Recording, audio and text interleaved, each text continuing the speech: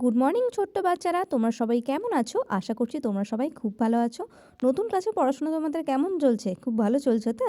চলো দেখো, আজকে আমরা কিন্তু আবারও একটি নতুন ভিডিও নিয়ে চলে এসেছি।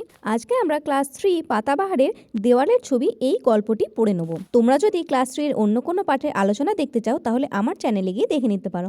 আমি এর একটি প্লেলিস্ট বানিয়ে নিয়েছি। তাহলে চলো আজকের ভিডিও শুরু করা যাক। তোমরা সবাই কোথাও না কোথাও নিশ্চয়ই বাঘের ছবি দেখেছো। বাঘ কোথায় থাকে? জঙ্গলে, তাই তো? এবং বাঘকে বা অন্য কোনো পশুদেরকে কারা শিকার করে?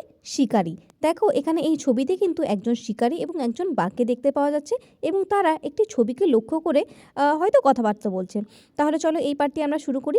এটি হচ্ছে একটি প্রচলিত গল্প এবং এই গল্পটি পড়ে তোমাদের খুবই মজা লাগবে। তাহলে চলো গল্পটি শুরু করি। অনেক অনেক দিন আগের কথা। সেই কালে আমাদের দেশে ছিল ঘন বন। আমরা তখন বনের ধারে এক গাঁয়ে থাকতাম। চাষ করতাম, বনে শিকার করতাম। সে ছিল বড় সুখের দিন। কোথায় হারিয়ে গেল সেসব সুখের দিন? সেই কালে বনের ধারে গাঁয়ে থাকতো এক শিকারী। সে সবসময় বনে বনে ঘুরত। তার ছিল না কোনো ভয় ডর। উল্টে বনের পশু পাখিই তাকে ভয় করত। হাতে তীর ধনু গুলতি নিয়ে সে ঘুরত। এমনকি রাতে শোবার সময়েও তার বিছানার পাশে থাকতো তীর ধনু গুলতি। তাহলে এইটুকু শুনে তোমরা বুঝতে পারছো যে অনেক দিন আগে আমরা কোথায় থাকতাম? জঙ্গলে থাকতাম এবং জঙ্গলের ফলমূল খেতাম। কিন্তু এখন আমরা সবাই কোথায় থাকি? বাড়িতে থাকি, তাই তো?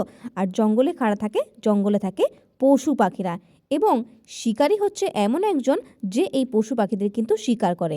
তাই শিকারী পশু পাখিদের ভয় করে না, উল্টে পশু পাখিরা কিন্তু শিকারীকে ভয় করে। কেন? কারণ শিকারী তাদের তীর ধনুক গুলতি নিয়ে তাদের আঘাত করে, তাদের শিকার করে বন্দি করে রাখে, তাই তো?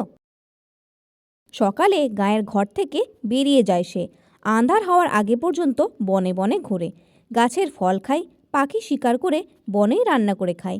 বড় আনন্দে থাকে সে। এমনি করে একদিন এক বাঘের সঙ্গে তার দেখা হলো। দুজনেই খুশি। অনেকক্ষণ কথাবার্তা হলো। দুজনেই খুব বন্ধু হয়ে গেল। প্রায় প্রতিদিনই দেখা হয়। খুব ভাব দুজনের। একদিন শিকারী বলল, বন্ধু, অনেক দিন হয়ে গেল দুজনেই খুব বন্ধু হয়ে গেলাম। তাহলে চলো একদিন আমার বাড়িতে, আমার ভালো লাগবে।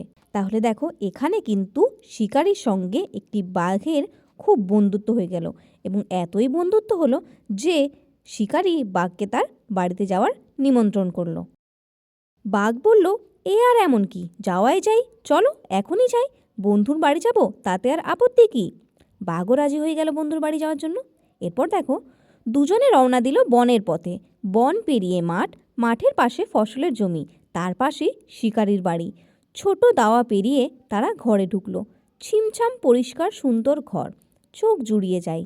বাঘ ঘরে ঢুকে মাটির ঠান্ডা মেঝেই বসে পড়ল। আহ কি আরাম! শিকারী লোটায় করে পুকুরের ঠান্ডা জল এনে দিল। বাঘ জিভ দিয়ে চেটে চেটে লোটার জল খেলো। বন্ধুর দিকে ডাগর চোখে চেয়ে রইল। এই প্যারাটা কিন্তু তোমরা খুব মন দিয়ে পড়বে, কারণ এখান থেকে অনেক ইনফরমেশন আছে এবং অনেক প্রশ্ন কিন্তু এখান থেকে আসবে। তাই ভালো করে মন দিয়ে পড়বে এবং বুঝে নেবে। বাঘ হঠাৎ চোখ ফিরিয়ে ঘরের দেওয়ালে একটা হাতে আঁকা ছবি দেখতে পেল। উঠে ছবির কাছে গেল। দেখল একজন মানুষ শিকারী দাঁড়িয়ে রয়েছে। তার হাতে তীর ধনুক আর মাটিতে শুয়ে রয়েছে একটা বাঘ। শিকারী বড় বড় চোখে তাকিয়ে রয়েছে, যেন মনে হচ্ছে বিরাট কোনো কাজ করেছে। শিকারী খুব মজা পেয়েছে। বলল, আমার ঠাকুরদা মস্ত শিকারী ছিলেন। দেখো তিনি কেমন বিশাল বাঘ মেরে পায়ের তলায় রেখে দিয়েছেন। ঠাকুরদা বাঘ, নেগড়ে, চিতা কাউকে ভয় পেতেন না। মস্ত শিকারী ছিলেন। আমার বাবাও মস্ত শিকারী ছিলেন, আমিও তাই। এখানে কিন্তু শিকারী তার ঠাকুরদা, তার বাবা এবং নিজেরও অনেক নাম করছে বাঘের সামনে। বাঘ হাই তুলে বলল, ছবিটা এঁকেছে কে? শিকারী বলল, আমার বাবা এঁকেছেন। তিনি শুধু মস্ত শিকারী ছিলেন না, খুব ভালো আঁকতে পারতেন। বাঘ বলল, হ্যাঁ সে তো দেখতেই পাচ্ছি। তা এটা কি মানুষের আঁকা? শিকারী বলল, কি যে বলো বন্ধু, আমার বাবা তিনি, মানুষ ছাড়া আর কি হবেন? বাঘ গোফের ফাঁকে মুচকি হেসে বলল, ছবিটা যদি কোনো বাঘ আঁকতো তাহলে অন্য রকম হতো। তাহলে দেখো ছবিটি তোমাদেরকে আমি আরেকবারও দেখাচ্ছি। এই যে শিকারী এবং তার বন্ধু বাঘ, তারা কিন্তু দেওয়ালের দিকে এই ছবিটিকে দেখে কথাবার্তা বলছিল এবং এই ছবিটিতে আমরা দেখতে পাচ্ছি একজন শিকারী একটি বাঘকে পায়ের তলায় রেখে সে কিন্তু দাঁড়িয়ে রয়েছে গর্বের সঙ্গে। এখানে এই ছবিটিকে এঁকেছে শিকারীর বাবা এবং এই ছবিটি কাকে উদ্দেশ্য করে আঁকা হয়েছে? তার ঠাকুরদা অর্থাৎ দাদুকে উদ্দেশ্য করে। শিকারী ঠাকুরদা কিন্তু মস্ত শিকারী ছিলেন এবং বাঘ মেরে তিনি পায়ের তলায় এভাবেই ফেলে রাখতেন। আর এই ছবিটি উদ্দেশ্য করে বাঘ শিকারীকে জিজ্ঞাসা করেছিল যে ছবিটি কি কোনো মানুষের আঁকা, কারণ বাঘ ভালোভাবেই বুঝতে পেরেছিল এই ছবিটি নিশ্চয়ই একটি মানুষের আঁকা। যদি এটি কোনো মানুষের আঁকা না হতো তাহলে নিশ্চয়ই বাঘ মানুষের পায়ের তলায় পড়ে থাকতো না। দেখো তাহলে গল্পটি তো এখানেই সমাপ্ত হয়ে গেল। আশা করছি এই গল্পটি পড়ে তোমাদের খুব ভালো লেগেছে। তোমরা কিন্তু এই গল্পটি বারবার পড়বে এবং বুঝে বুঝে এই প্রশ্নগুলির উত্তর করার চেষ্টা করবে এবং আমি পরের ভিডিওতে অবশ্যই এই প্রশ্নের উত্তর নিয়ে আলোচনায় একটি ভিডিও বানিয়ে আনবো। তো ততক্ষণের জন্য তোমরা অপেক্ষা করো। আর এই গল্প থেকে তোমাদের আমি একটা প্রশ্ন করছি, এই যে লাস্টে বলেছে বাঘ, ছবিটা যদি বাঘ আঁকতো তাহলে অন্যরকম হতো। তোমরা বলো তো যদি ছবিটা কোনো বাঘ আঁকতো তাহলে কেমন হতো?